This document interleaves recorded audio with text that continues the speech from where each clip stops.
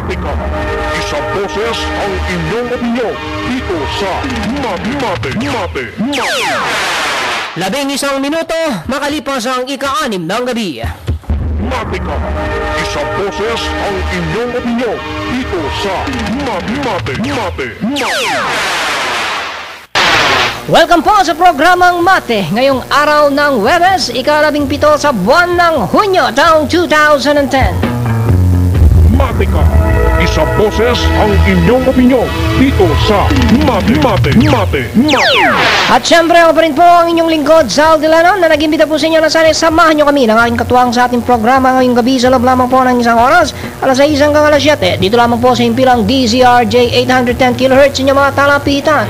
Ito po ang Radyo Bandido. Mate ka! Isang boses ang inyong opinyon dito sa... At syempre sa lahat po ng inaabot ng ating broadcast, magandang gabi po sa inyong lahat dito sa Pilipinas. At gaya ng dati, hindi po tayo nagsasawang bumati sa ating mga kapatid at taga-suporta dyan po sa ibayong dagat, lalo na po dyan sa Western Hemisphere. Magandang umaga po sa inyo dyan. Mate ka! Isang boses ang inyong opinyon dito sa Mate. Araw na naman po ng Huwebes, ito po ang ating segment na Exit Super Highway from Poverty. Isang segment ng ating programang Mate na kung saan ay tinutukoy po ang mga problema at ang mga pangunahing solusyon kung paano malulutas ang mga problemang ito na nagdudulot ng kahirapan dito sa ating bansa. Mate ka! Isang boses ang inyong opinyon dito sa Mate. At syempre, ang ating katuwang tuwing araw ng Huwebes dito sa ating segment na Exit Super Highway from Poverty, walang iba kung hindi si Engineer Arthur Biu, ang spokesperson po ng Americans for a Better Philippines. Engineer, magandang gabi sa'yo. Good evening, Zaldi and June. Thanks for having me, and of course, good evening, everybody. Okay, you're always welcome, Engineer. Okay, Engineer, no?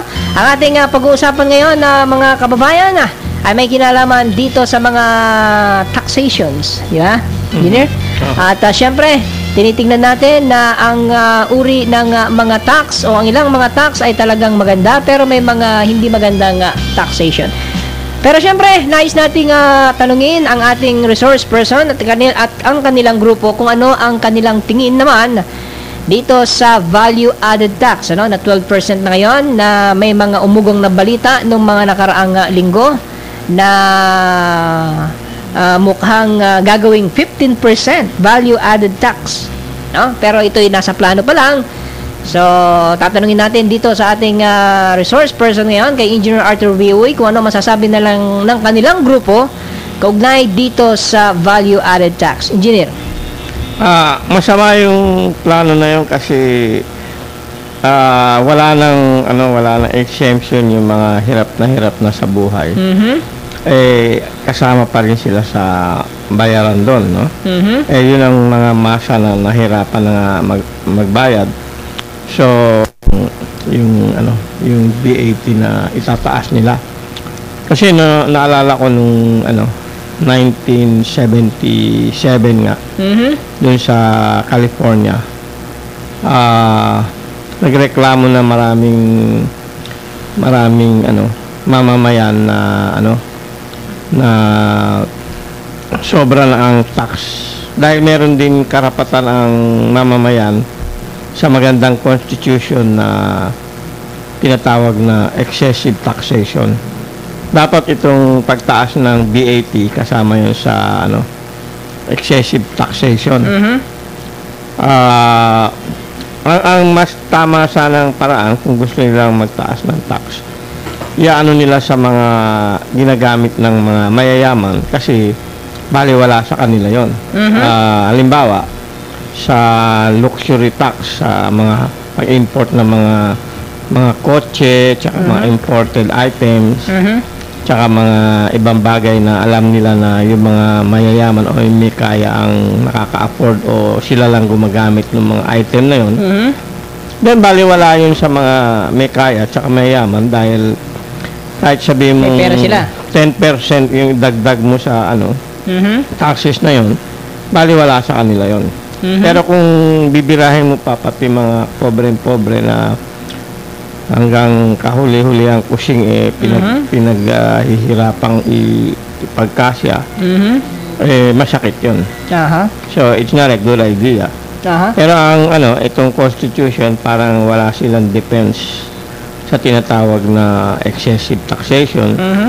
Kaya wala naman umaalma, kung hindi siguro later on magkaroon ng demonstration o whatever, pero usually naman talo rin sila kung ipipilit talaga eh. Wala rin sila magawa. Mhm. No? Pero itong 12% VAT, engineer, no? So maraming nagsasabi, yung mga economists natin, na kung hindi raw naglagay ng 12% VAT, baka sa pagbagsak ng ekonomiya ng Estados Unidos, yung Wall Street, ay mas malaki daw ang magiging problema natin kung hindi naging 12% yung VAT natin dito sa Pilipinas. Hindi, unang-una yung VAT, nangyari yan kasi yung inumpisahan ni Marcos noon na umutang na maraming pera, binabayaran yun ng mamamayan ngayon. Diba nung panahon namin na 1970s, wala namang VAT eh, kahit 1% wala eh. Pero nung nangutang na maraming pera si Marcos, yung sumunod na administrasyon dala-dala nila yung mabigat na cross na yun. So, kinarga naman nila sa tao, kaya nagkaroon ng VAT. Pero ang masakit doon, hanggang ngayon, wala pang na-prosecute sa mga panghurakot, sa corruption. Hanggang ngayon, wala. Kaya doon makita kung paano kasama ang Constitution. In fact, ito mga nagnakaw, sila may pera ngayon na kumakandidato at nananalo. Tapos yung mga kasabwat ni Marcos na pumatay ng 10,000 na human rights victims, meron pang matataas na pwestong narating dahil lang sa sumama sila sa rebellion noong 1986. Diyan mo makita ang paano kasama yung Constitution kasi pag kasama ka sa human rights violation, kagaya ng murder ng 10,000 na tao, genocide na nga yun. Hindi pwedeng maging presidente ka pa o senador ka pa dahil sa nung last minute lang lumipat ka sa kabila. Kasama doon sa sinasabi mong 10,000 murdered victims, human rights victims, ay bumaliktad lang sila kay Marcos, ayun, parang nakalimutan na yung kasalanan nila. Yeah. Malaki ba ang kinalaman ng mga ganitong insidente sa kahirapan na patuloy na nangyayari sa atin? Oo, malaking-malaki. Kasi kung ang nagpapatakbo ng kung ang nagpapatakbo ng gobyerno puro mga korap, siyempre, ang pera ng bayan nawawala. Imbes na ipagawa yung mga kailangan na pinaglaanan ng mga tax na yun, nawala lang dun sa sa mga napunta lang sa bulsa ng mga korap na tsaka walang puso yung mga opisyalis na yun. Kaya na nangyari nitong nakaraang ilang administrasyon, puro nawawala yung pera ng tao. Tapos ngayon, kulang na naman yung pera, nangutang pa sila ng maraming pera, binulsa nila, dadagdagan na naman ang VAT para mabayaran na naman yung mga inutang nila. Yun ang masakit, Oo. Kaya malaking bagay yung mga nakaupo hindi sana makapaghurakot. Kung maghurakot man sila, meron naman sana mga makulong dyan sa talo. At kung may nakulong sa kanila, sigurado matatakot na yung mga susunod. Yeah. Yeah.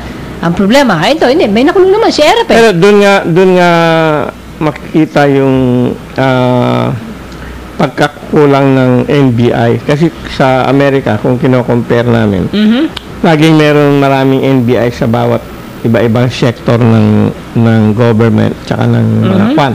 Meron mga corrupt na military, nagbebenta ng armas na huli ng FBI.